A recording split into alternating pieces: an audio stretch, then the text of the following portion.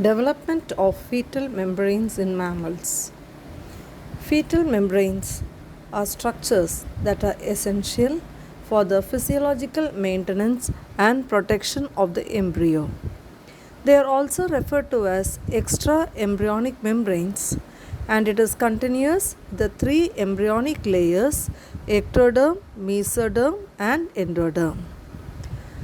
These extra embryonic membranes develop outside the embryo during vertebrate embryonic development. Fetal membranes are formed from somatic or splanchnic mesoderm plus the ectoderm or endoderm. Now let us see about the different types of fetal membranes. There are four fetal membranes, that is the chorion, the amnion, the yolk sac, and the allantois, of which the chorion and amnion are derived from the somatopleur, which is the trophoblastic ectoderm and extra embryonic somatic mesoderm, while the yolk sac and allantois are derived from splanchnopleur, which is the endoderm and extra embryonic splanchnic mesoderm. Now let us see what is extra embryonic somatic mesoderm and extra embryonic splanchnic mesoderm. The extra embryonic somatic mesoderm is a layer of mesoderm that is lining the trophoblast, which covers the amnion, and it forms a connecting stalk. And it forms early in development, that is around week 2 to 3, and it forms the outer boundary of the extra embryonic coelom, which is a chorionic cavity, and it helps in the formation of the chorion, and it is generally avascular.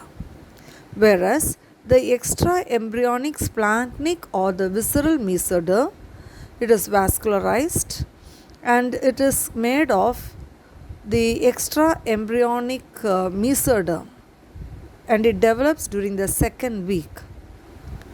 It lines the outside of the yolk sac and is separated from the somatic mesoderm by the chorionic cavity or the extra embryonic coelomic cavity. And this layer is crucial for blood vessel development and yolk sac formation. Now in this diagram, you can see the different membranes, fetal membranes, that is surrounding the fetus is the amnion, which has got an amniotic cavity filled with amniotic fluid. And outside to this amnion is a vascularized chorion, which has villi, and it is in connection with the maternal tissues. Apart from these two, we also have the allantois and the yolk sac, which are connected to the embryo. First, we shall see about the development of the yolk sac. Though mammals have very little yolk or no yolk, still as an ancestral character, the yolk sac develops as a vestigial structure. So how it is developed? It is developed from the extra embryonic splanchnopleur, which is the endoderm plus splanchnic mesoderm. So the formation of the yolk sac begins right from when gastrulation begins. So in the blastocyst stage, what happens is the inner cell mass will liberate some cells into the blastocele, and they will form a flattened layer, which later becomes the endoderm or the hypoblast. Now what happens, more and more cells become added to this layer along the inner surface of the trophoblast. The endoderm grows downward and a space is enclosed, which is called as the yolk sac. Okay, so initially the yolk sac is lined only by the endoderm, but slowly when the mesoderm develops, the splanchnic mesoderm grows in close association with the yolk sac endoderm. And this endoderm of yolk sac has finger-like folds called yolk sac septa, which increases the area of absorption of yolk. But as the embryo develops, the yolk sac gradually decreases in size and it forms a connection with the embryo by the embryonic gut through the yolk stalk. Now, what happens to the mesoderm? The mesoderm will not extend to the lower part of the yolk sac, whereas the upper part of the yolk sac, which is highly vascularized, it will contain vitelline arteries and veins, and the lower part is not vascularized. Later on, the yolk sac will gradually decrease in size and will become shriveled. So, what is the speciality of this yolk sac? The yolk sac will absorb the uterine milk, and through the vitelline circulation, it is transported to the embryo for nourishment. Therefore, it is nutritive in function.